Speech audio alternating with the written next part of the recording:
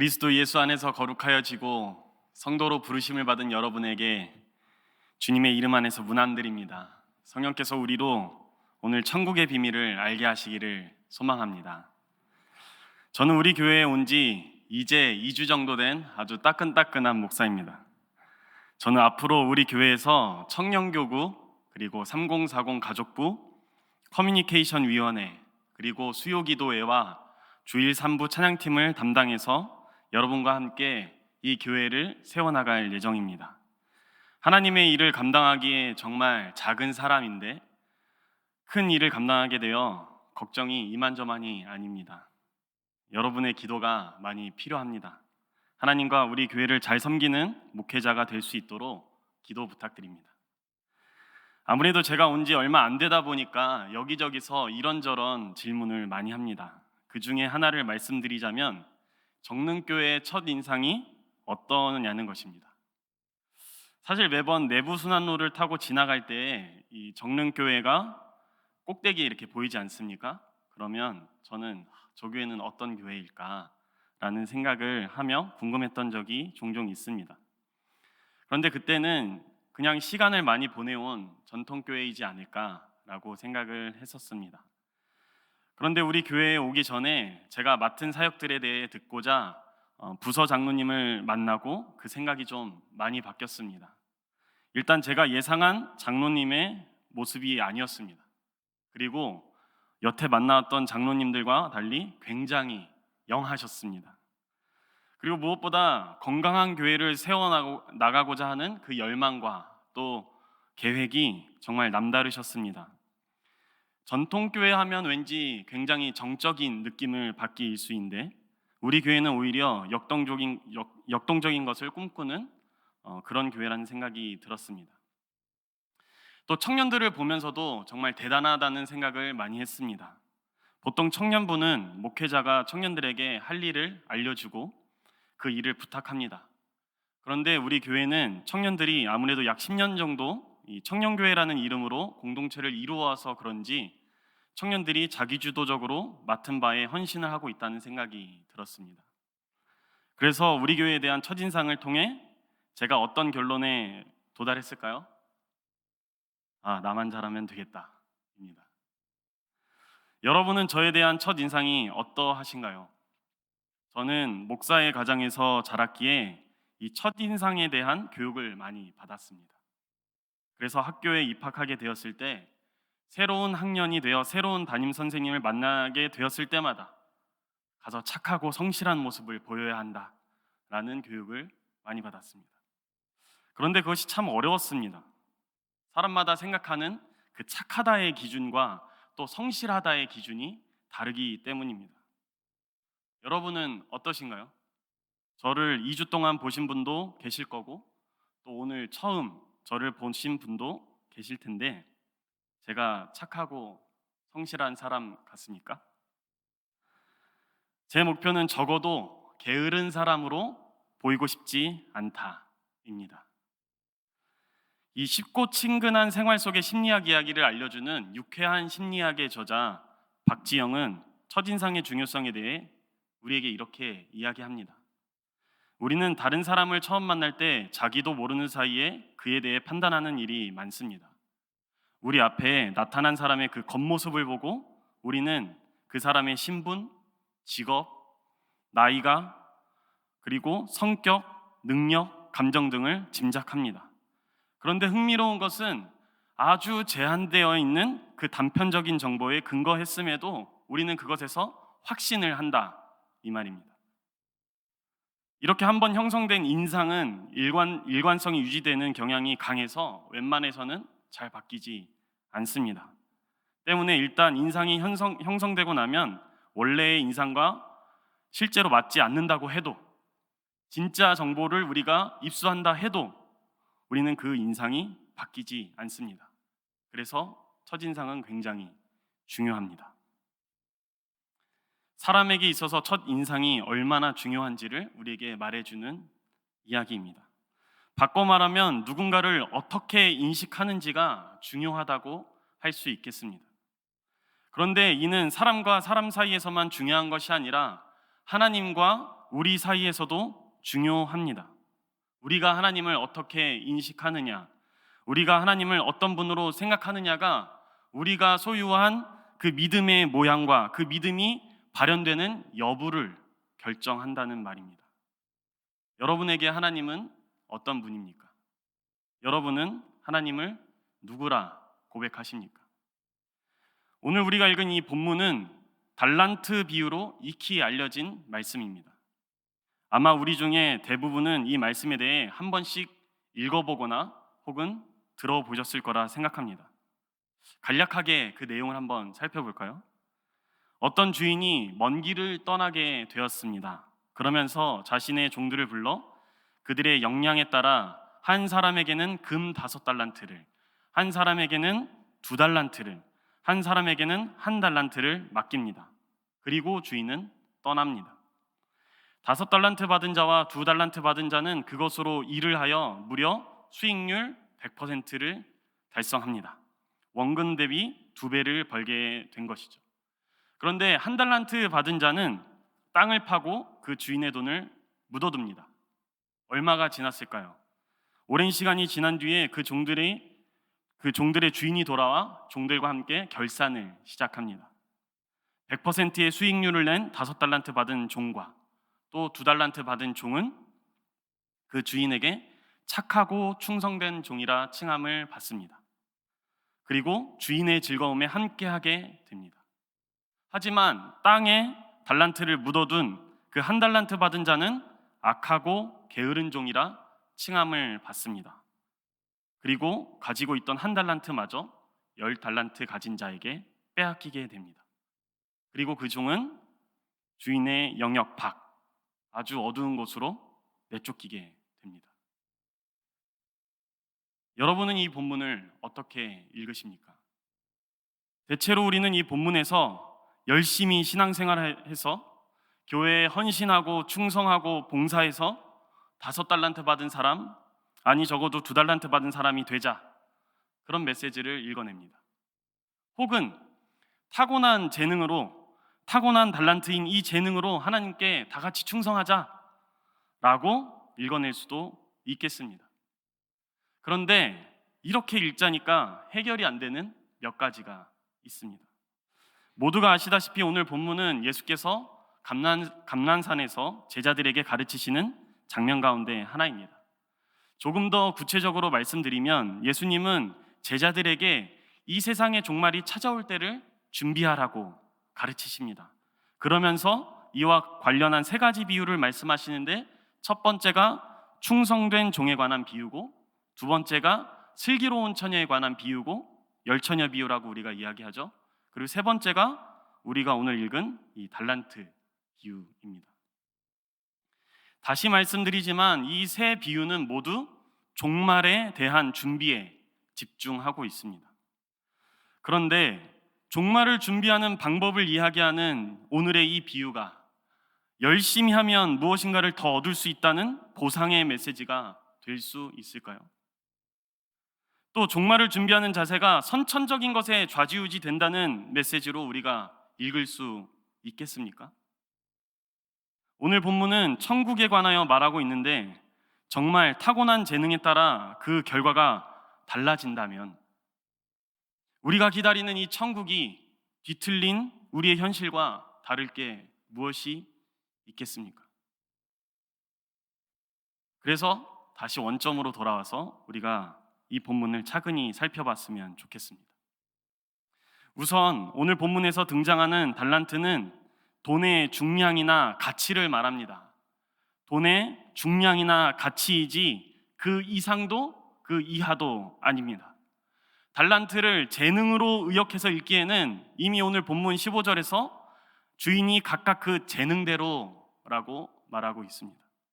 그러니까 오늘 길 떠나는 주인은 자기의 소유를 종들의 재능에 따라 달란트라는 돈을, 달란트라는 그 금을 맡기고 있다는 말입니다. 그런데 이렇게 말씀드려도 아마 불편하신 분이 좀 있으실 것 같습니다.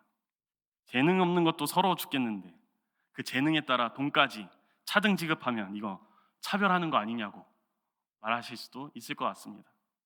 사실 제가 그렇게 읽었습니다. 저에게는 형이 한 명 있습니다.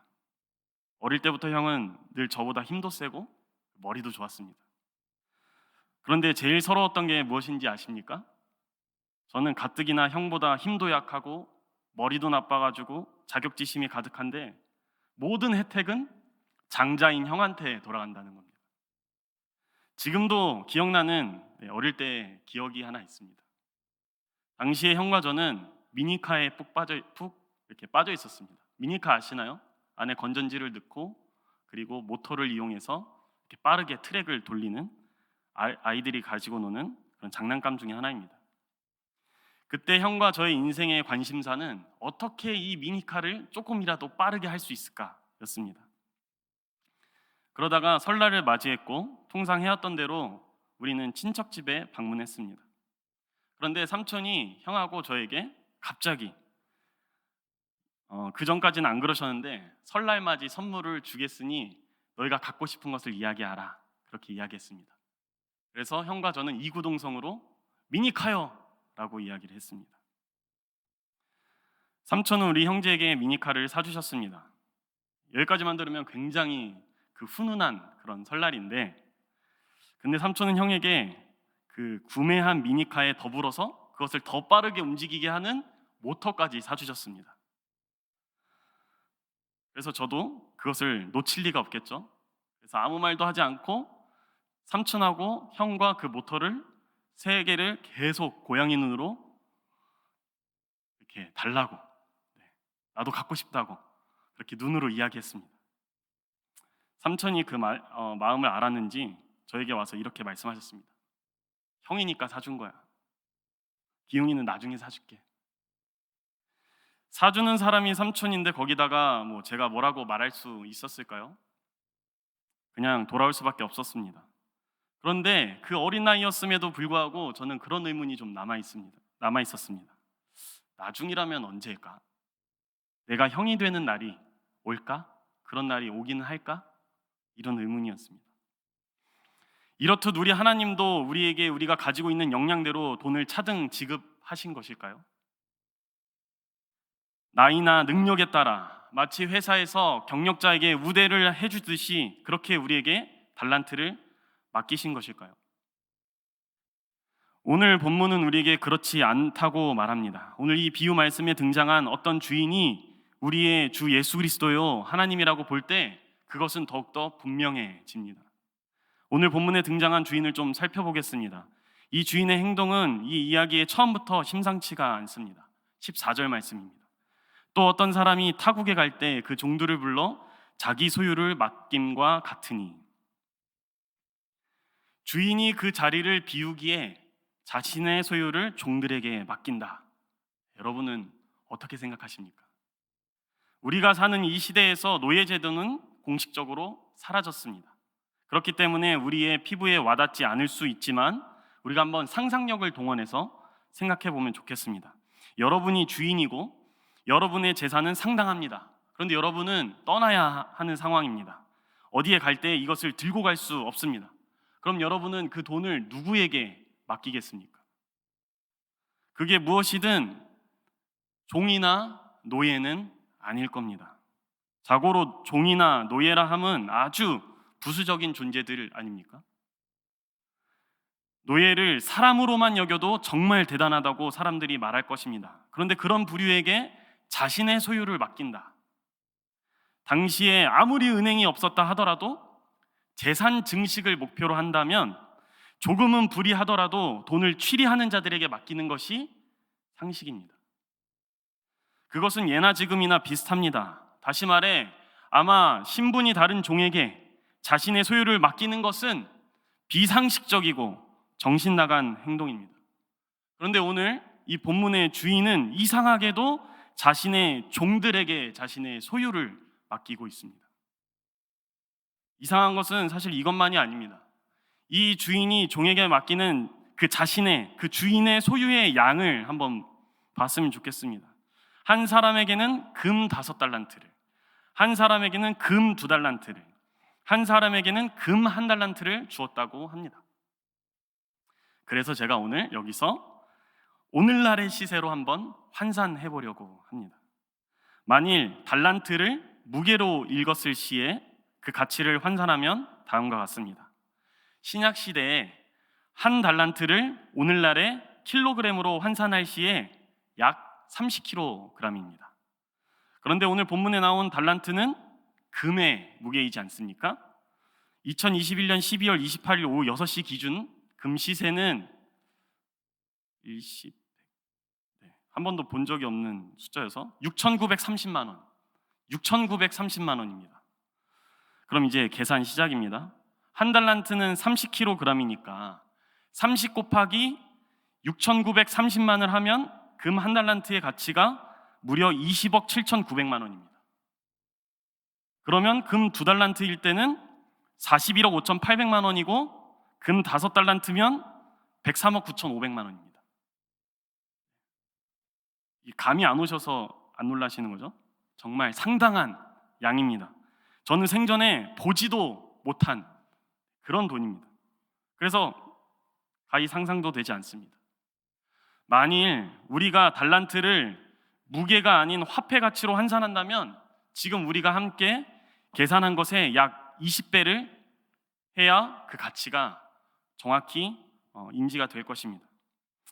그런데 중요한 것은 이 상당한 재산을 자신의 부재를 대비해서 종에게 맡긴다, 이 부분입니다. 자신이 자리를 비운다고 해서 종 한 사람에게는 104억 원을, 또 한 사람에게는 42억 원을, 또 다른 한 사람에게는 21억 원을 준다는 게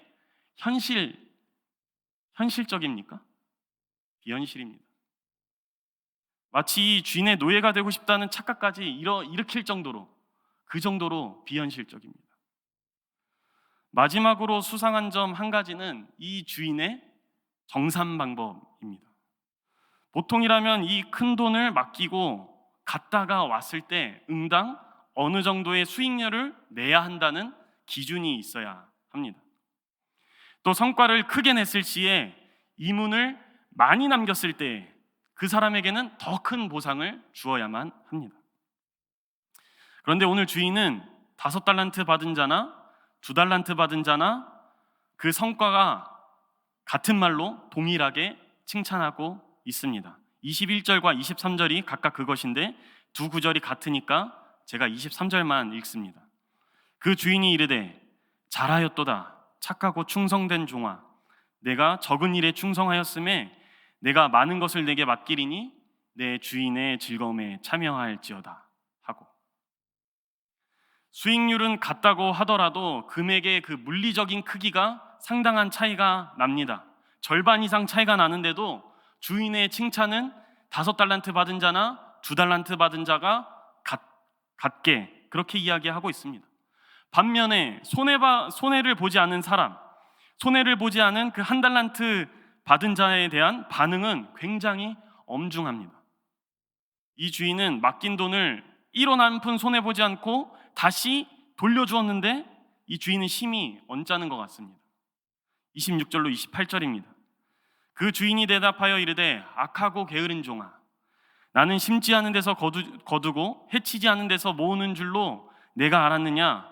그러면 내가 마땅히 내 돈을 취리하는 자들에게 맡겼다가 내가 돌아와서 내 원금과 이자를 받게 하였을 것이니라 하고 그에게서 그 1달란트를 빼앗아 10달란트 가진 자에게 주라. 참 알다가도 모를 주인의 심보입니다. 주인은 세상 관대한 것 같다가도 어느 부분에서인지 자신과 뜻이 다른 부분에서는 세상 누구보다 매몰차게 반응하고 있습니다. 도대체 무엇이 그 주인의 성에 차지 않은 것일까요? 오늘 이 수상한 주인이 종들에게 바라는 것이 과연 무엇일까요? 그러면 이제 주인의 입장이 아니라 우리 종들의 입장에서 한번 말씀을 살펴보겠습니다. 여러분은 오늘 본문에서 이 주인을 제외하고 누가 본문의 주인공이라 생각하십니까? 오늘 예수께서 이 비유를 통해서 어떤 사람에게 좀 더 메시지를 주고자 하시는 것일까요? 우리는 권성징악, 선한 것을 더 추구하는 사람들이니까 칭찬받은 종들이 주인공이었으면 하는 바람을 바람을 갖고 있을 수 있습니다.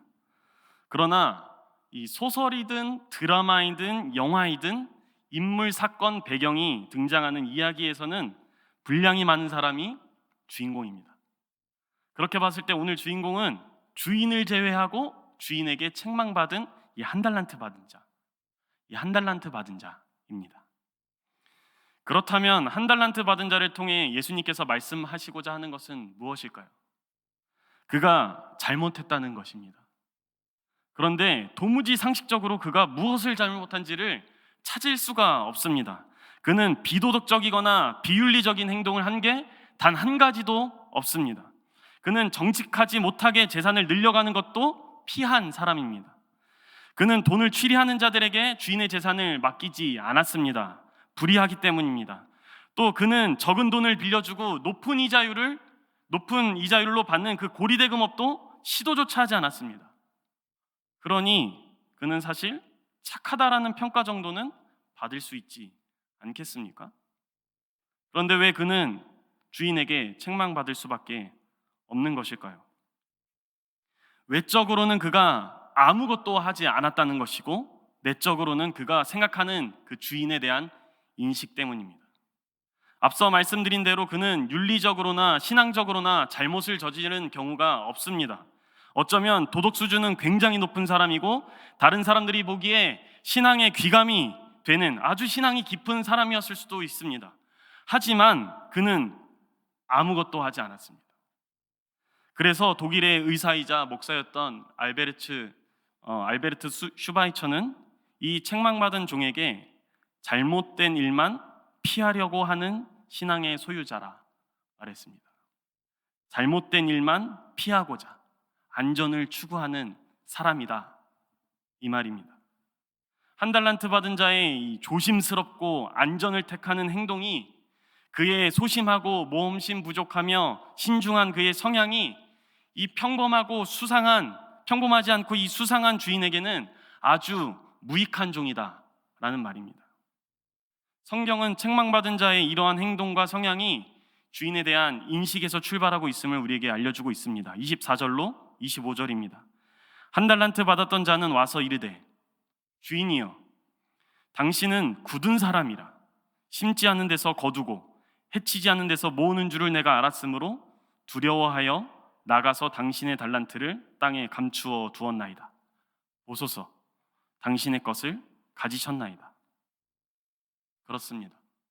한 달란트 받은 자는 주인을 두려워했습니다. 그가 생각하기에 주인은 아주 굳은 사람이었고 착취하는 존재였습니다. 그러니까 마치 이런 요구를 하는 사람으로 생각한 것 같습니다. 기웅아, 심부름 하나만 해라. 1,000원 줄 테니까 붕어빵 3개를 사오고 900원 남겨와. 어떻습니까? 붕어빵 3개에 1,000원인 거 누구나 다 아는데 심부름 시키면서 붕어빵 3개를 요구하고 900원을 가져오라. 그러니까 붕어빵 3개를 100원에 사오라는 아주 굳은 요구이지 않습니까? 책망받은 종은 그의 주인을 이런 요구하는 사람으로 여긴 것 같습니다. 그래서 그는 주인의 재산에 피해를 주지 않기 위해서 최대한의 피해를 주지 않기 위해 그 위임받은 돈을 땅에 묻어 아주 안전하게 관리하고 아무것도 하지 않은 것입니다. 주인을 두려운 존재로 인식한 이 한 달란트 받은 종은 어떠한 실패도 일어나지 않는 방법을 택했습니다. 그러나 그것은 자신의 소유를 맡긴 주인의 입장에선 완벽한 실패입니다. 시선을 돌려서 우리 칭찬받은 종들을 한번 살펴볼까요? 칭찬받은 두 종은 이윤을 남겼습니다. 그들이 이윤을 남길 수 있었던 이유는 초기 자본이 많았기 때문이 아닙니다. 그리고 그들이 장사의 수완이 좋았던 것 같지도 않습니다. 오늘 본문 16절에 장사하다로 번역된 헬라어 에르가조마이의 원뜻은 장사하다가 아니라 일하다입니다. 일하다. 특별한 일이나 경제활동을 지칭하는 단어가 아니라 그저 일하다입니다. 칭찬받은 두 종은 그냥 일을 한 것뿐입니다. 그들이라고 실패에 대한 두려움이 없었을까요? 실패에 대한 두려움이 있었겠지만 그들은 그저 묵묵하게 일을 한 것뿐입니다. 왜냐하면 그것이 주인의 마음이고 의도였기 때문입니다.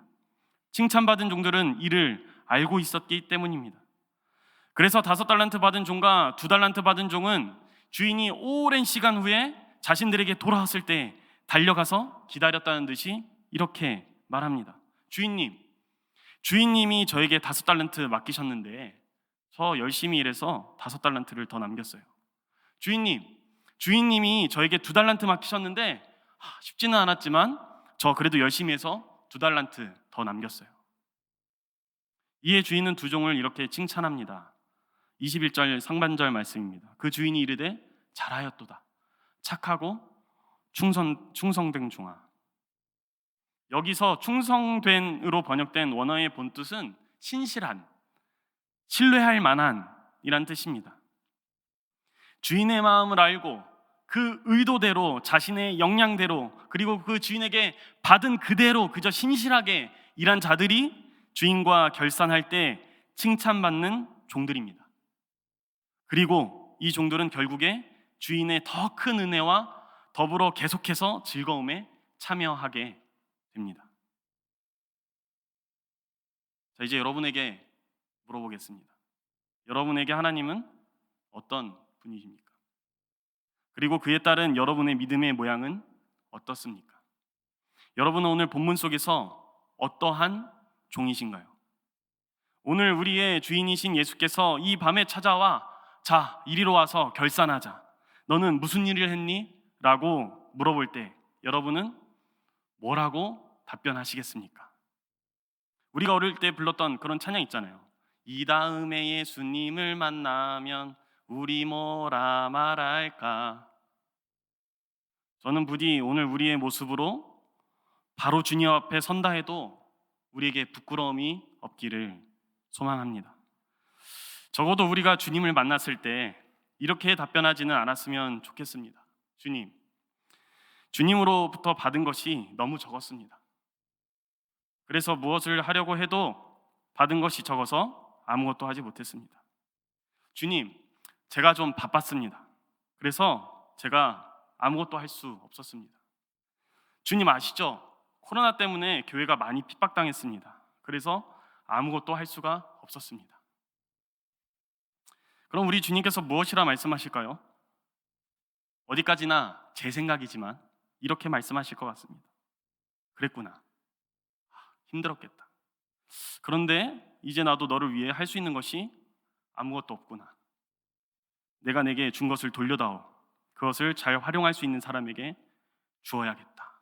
말씀하시지 않으시겠습니까? 여러분, 우리의 주인이신 하나님은 정말 수상합니다. 죄인을 더 이상 죄인이라 부르지 않으십니다. 그리고 의인이라 말씀하십니다. 아주 비현실적이고 비상식적이고 비합리적입니다. 그렇기 때문에 아주 파격적입니다. 그래서 우리는 그저 놀랄 수밖에 없습니다. 그뿐입니까? 우리의 역량을 뛰어넘어서 감히 상상할 수 없고 예측할 수 없고 차고 넘치는 상당한 크기의 은혜를 우리에게 부어주십니다. 그것으로 하나님 나라를 위해 사용하라, 마음껏 사용하라 말씀하십니다. 땅에 묻어두지 말고 제발 활용하라 말씀하십니다. 하나님의 그 은혜가 필요한 곳에 하나님의 도움이 없이는 살 수 없는 사람들을 위해 무엇이든 좋으니 하라 말씀하십니다. 오히려 구체적인 일이었으면 더 부담이고 피곤했을 텐데 우리 주님은 주의 나라를 위해 무엇이든 좋으니 무엇이든 하라 그렇게 말씀하십니다. 이제 여러분은 이 말씀에 어떻게 반응하시겠습니까? 오늘 주인은 그의 종들이 자신의 즐거움에 참여하기를 바랍니다. 그 주인의 즐거움은 무엇일까요? 생존 경쟁에서 살아남았다는 그런 희열? 대단한 결과를 내는 데서 오는 성취감? 그런 것이 아닙니다. 넘치게 받은 은혜를 나누어 나 혼자 잘 사는 것이 아니라 나와 너가 같이 잘 살아가는 그런 데서 오는 즐거움, 그런 데서 오는 기쁨입니다. 은평구 연신내에 가면 지난 20여 년간의 목회 활동을 마치고 김치찌개 가게 따뜻한 밥상을 운영하시는 최운영이라는 사장님 혹은 목사님이 있습니다. 그 목사님은 우리 동네 이 정릉동에 있는 청년 문간에서 굉장히 깊은 인상을 받아 미국에서의 그 목회 활동을 다 접으시고 은평구에 가게를 냈다고 하셨습니다. 그 가게는 김치찌개가 단일 메뉴고 가격이 단돈 3,000원입니다. 그리고 무한리필입니다. 무한리필이니까 맛이 그럭저럭이겠지 생각하실 수도 있겠지만 34년간 찌개 외길 인생을 걸어온 제 입맛에는 일단 합격이었습니다. 요즘 같은 각박한 세상에 김치찌개 3,000원에 무한리필이라니, 그런 것이 또 어디가 있을까요?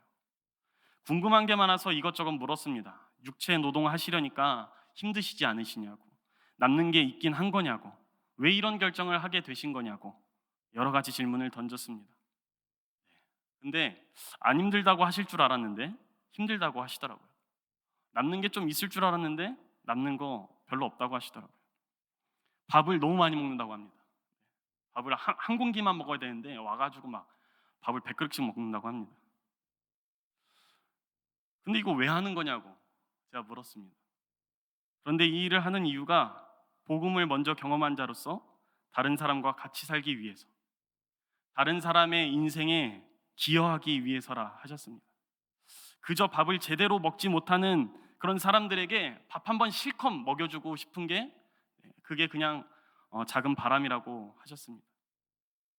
그래서 여러분, 그 따뜻한 밥상 김치찌개 가게에서 정말 생각보다 많은 청년들이 직장을 얻게 되었고 진학을 하게 되었습니다. 연신내라는 동네가 그렇게 잘 사는 동네는 아닌데 거기서 밥 한 끼 거기서 따뜻하게, 그리고 양껏 먹고 가서 열심히 공부하고 취업을 준비해가지고 성공한 것입니다. 그것을 통해 많은 영혼들이 살게 되었다 이야기입니다. 이것이 우리 주인의 즐거움 중에 하나가 아니겠습니까? 여러분, 대단한 것이 아니어도 좋습니다. 우리 하나님께서 우리에게 맡기신 것으로 우리의 삶의 자리 가운데서 우리가 할 수 있는 것을 하면 되겠습니다. 느려도 좀 괜찮을 것 같습니다. 더디면 어떻겠습니까? 또 돌아가면 어떻겠습니까? 남들이 보기에, 세상이 보기에 그거 실패 아니냐고 그렇게 말하면 또 어떻겠습니까? 또 좀 특별하지 않으면 어떨까요? 그런 게 그렇게 중요하겠습니까? 우리 주님께서 관심하는 것은 어떻게도 아니고 무엇도 아닙니다.